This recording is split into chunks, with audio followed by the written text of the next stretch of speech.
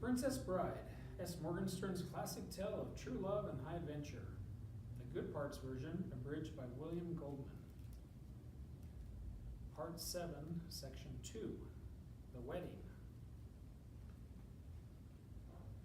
When the knocking started on his hut door, Max almost didn't answer it. Go away, he almost said, because lately it was only kids come to mock him. Except this was a little past the time for kids being up. It was almost midnight, and besides, the knocking was both loud and, at the same time, a ratty-tatty, as if the brain was saying to the fist, "Hurry it up, I want to see a little action." So Max opened the door a peek's worth. "I don't know you." "Aren't you Miracle Max, that worked all those years for the king?" the skinny guy said. "I got fired, didn't you hear? That's a painful subject. You shouldn't have brought it up. Good night. Next time, learn little manners." And he closed the hut door. Rat-a-tat. Rat-a-tat. "Get away, I'm telling you, or I call the Blue Bird Squad." "I'm on the Bird Squad," this other voice said from outside the door, a big, deep voice you wanted to stay friendly with. "We need a miracle. It's very important," the skinny guy said from outside. "I'm retired," Max said.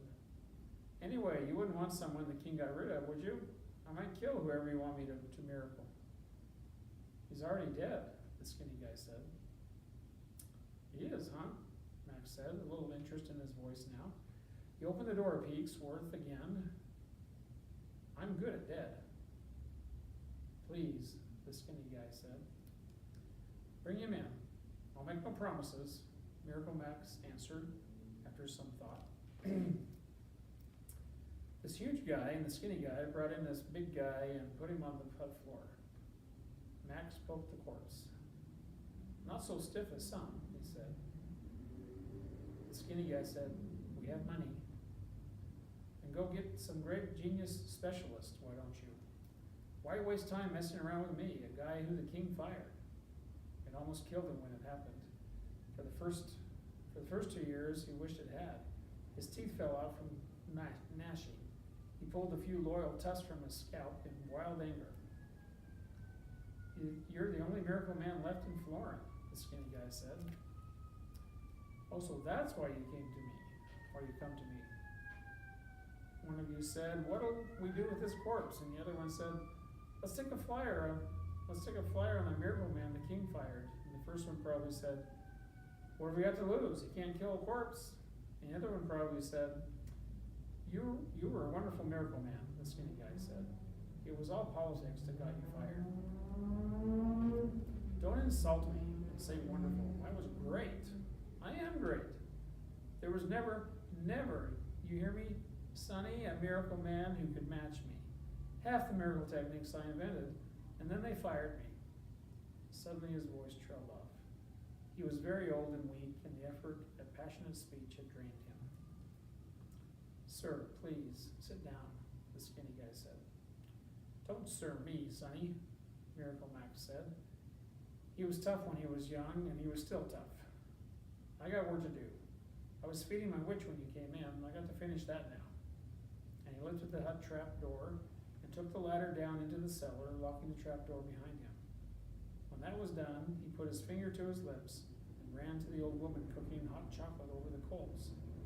Max had married Valerie back a million years ago, it seemed like, at miracle school, when she worked as a potion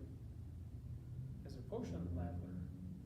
She wasn't, of course, a witch, but when Max started practice, every miracle man had to have one. So, since Valerie didn't mind, he called her a witch in public, and she learned enough of the witch trade to pass herself off as one under pressure.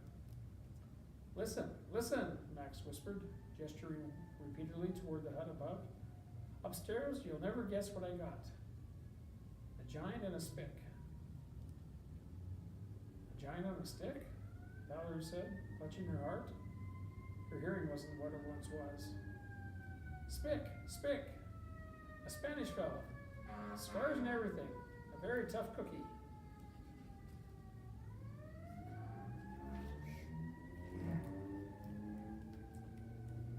Let them steal what they want. What do you have worth fighting for over? They don't want to steal, they want to buy me. They got a corpse up there and they want a miracle. You were always good at Dad, Valerie said. She hadn't seen him trying so hard not to seem excited since the firing had all but done him in. She very carefully kept her own excitement under control. If only he would work again. Her Max was such a genius, they'd all come back, every patient. Max would be honored again, and they could move out of the hut. In the old days, the hut was where they tried experiments. Now it was home. You had nothing else pressing on for the evening, why not take the case? I could, I admit that, no question, but suppose I did. You know human nature, they'd probably try getting out without pain. How can I force a giant to pay if he doesn't want to? Who needs that kind of grief? I'll send them on their way, and you bring me up a nice cup of chocolate. Besides, I was halfway through an article on equal spas that was very well written. Get the money in advance. Go. Demand. If they say no, out with them. If they say yes, bring the money down to me. I'll feed it to the frog. They'll never find it, even if they change their mind and try to rob it back. Max started back up the ladder. What should I ask for? I haven't done a miracle in, 3 years now? Prices may have skyrocketed. 50, you think? If they got 50, I'll consider. If not, out they go. Right, Valerie agreed. And the minute Max had shut the trap door, she clambered silently up the ladder and pressed her ear to the ceiling. Sir, we're in a terrible rush, so, as one voice said. Don't you hurry me, Sonny. You hurry a miracle man, you get rotten miracles. Is that what you want? You'll do it then? I didn't say I'd do it. I didn't say I'd do it, Sonny. Don't try pressuring a miracle man. Not this one. You try pressuring me, out you go. How much money you got? Give me your money, Fezzik, the same voice said again. Here's all I've got, this great voice boomed. You count it, Inigo. There was a pause. 65 is what we've got, the one called Inigo said. Valerie was about to clap her hands with joy when Max said, I never worked for anything that little in my life. You got to be joking. Excuse me again. I got to belch my witch. She's done eating by now. Valerie hurried back to the coals and waited until Max joined her. No good, he said. They only got 20. Valerie stirred away at the stove. She knew the truth, but dreaded having to say it, so she tried another attack. We're practically out of chocolate powder. 20 could sure be a help at the barterers tomorrow. No chocolate powder? Max said, visibly upset. Chocolate was one of his favorites, right after cough drops. Maybe if it was a good cause, you could lower yourself to work for 20, Valerie said. Find out why they need the miracle. They'd probably lie. Use the bellows cram if you're in doubt. Look, I would hate to have it on my conscience if we didn't do a miracle when nice people were involved. You're a pushy lady, Max said. But he went back upstairs.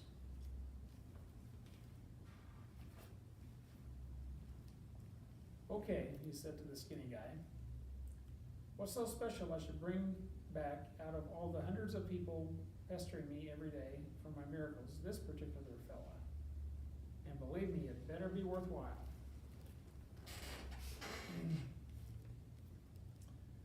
Inigo was about to say, so he can tell me how to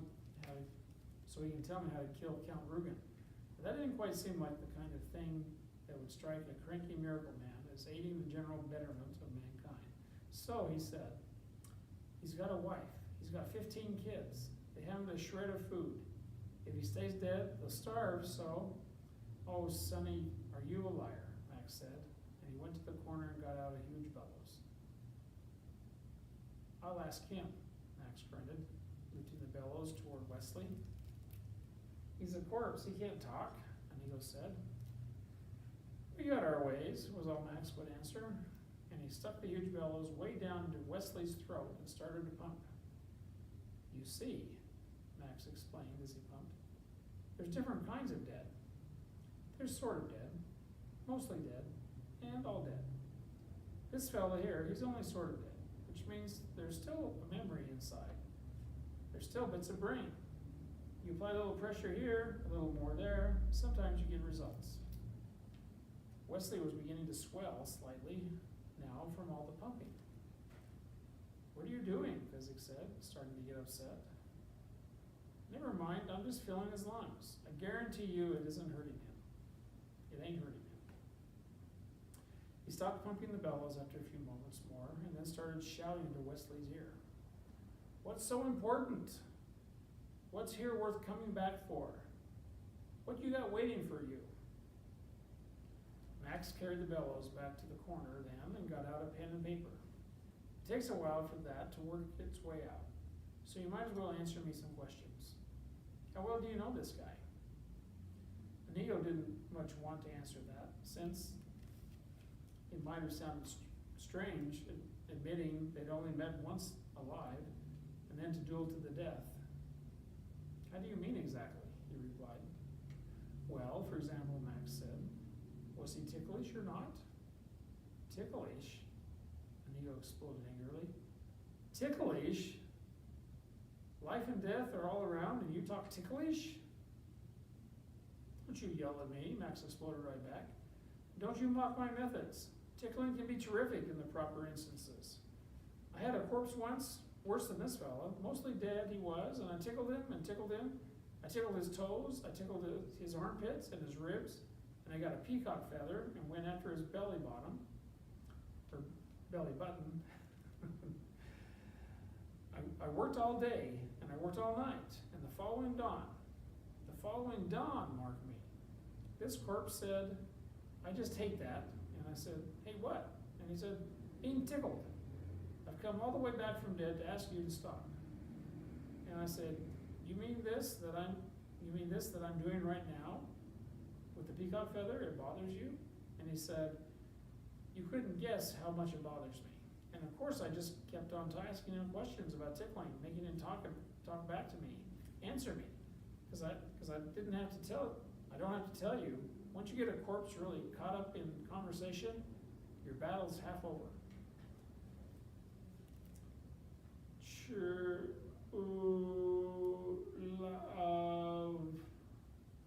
Fezzik grabbed onto Inigo in panic, and they both pivoted, staring at the man in black, who was silent again. True love, he said, Inigo cried. You heard him. True love is what he wants to come back for. That's certainly worthwhile. Sonny, don't you tell me what's worthwhile. True love is the best thing in the world, except for cough drops. Everybody knows that. Then you'll save him? Physics said. Yes, absolutely, I would save him if he had said true love. But you misheard. Whereas I, being an expert on the bellows cram,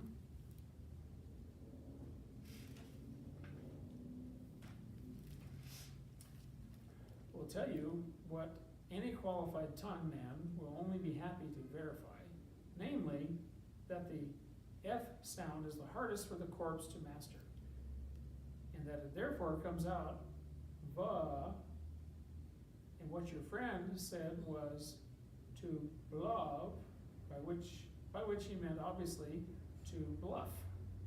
Clearly he is either involved in a shady business deal or a card game and wishes to win. And that is certainly not reason enough for a miracle. I'm sorry. I never change my mind once it's made up. Goodbye. Take your corpse with you. Liar! Liar! Shrieked suddenly from the now open trap door. Miracle Max whirled. Back, witch, he commanded. I'm not a witch. I'm your wife. She was advancing on him now, an ancient, tiny fury. And after what you've just done, I don't think I want to be that anymore.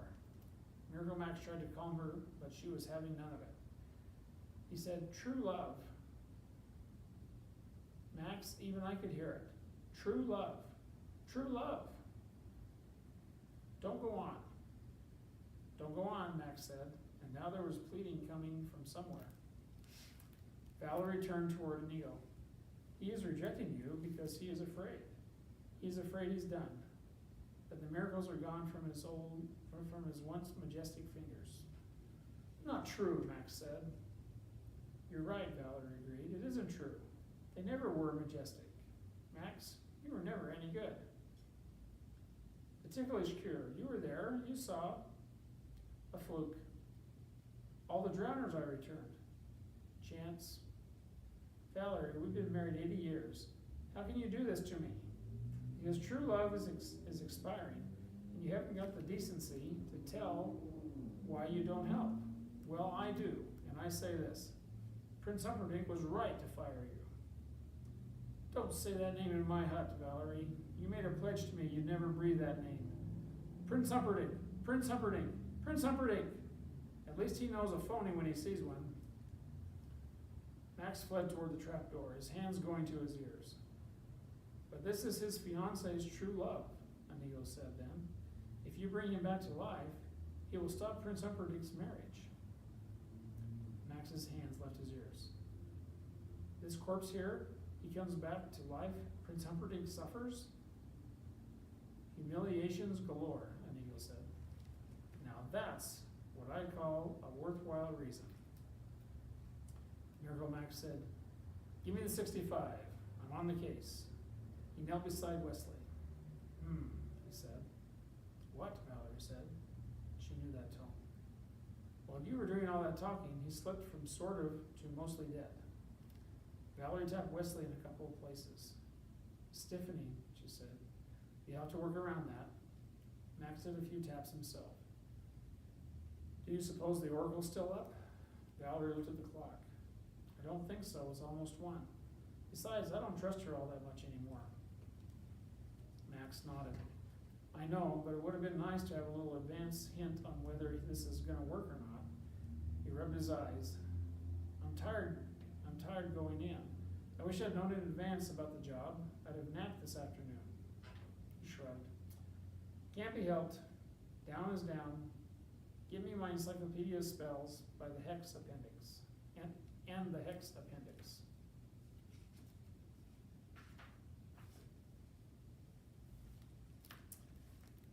I thought you knew all about this kind of stuff, thing, Inigo said, starting to get upset himself now. I'm out of patience. Retired. It's been 3 years. You can't mess around with these resurrection recipes. One little ingredient wrong, the whole thing blows up in your face.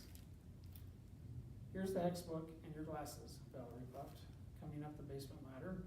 As Max began thumbing through, he turned to Inigo and Fezzik, who were hovering. You can help, she said. Anything, Fezzik said. Tell us whatever's useful. How long do we have for the miracle, if we work it? When we work it, Max said from his hex book. His voice was growing stronger. When we work it, Valerie went on. How long does it have to maintain full efficiency? Just exactly what's going to be done. Well, that's hard to predict, Inigo said. Since the first thing we have to do is storm the castle, and you never can be really sure how those things work out. An hour pill should be about right, Valerie said. Either there's going to be plenty, or you'll both be dead. And why not say an hour? So why not say an hour? We'll all 3 be fighting, Inigo corrected. And then once we've stormed the castle, we have to stop the wedding, steal the princess, and make our escape, allowing space somewhere in there for me to duel Count Rugen. Visibly, Valerie's energy drained. She sat wearily down. Max, she said, tapping his shoulder. Not good. He looked up. Huh? They need a fighting corpse. Max shut the hex book. No good, he said. But I bought a miracle, Inigo insisted. I paid you 65. Look here, Valerie thumped Wesley's chest. Nothing. You ever hear anything so hollow? This man's life's been sucked away. It'll take months before there's strength again. We haven't got months. It's after 1 now, and the wedding's at 6 tonight. What parts can we hope What parts can we hope to have in working order in 17 hours? Well, Max said, considering, certainly the tongue, absolutely the brain, and with luck, maybe a little slow walk if you nudge him gently in the right direction. Inigo looked at Fezzik in despair. What can I tell you, Max said? You needed a phantasmagoria, and you never could have gotten one of those for 65, Valerie added consolingly.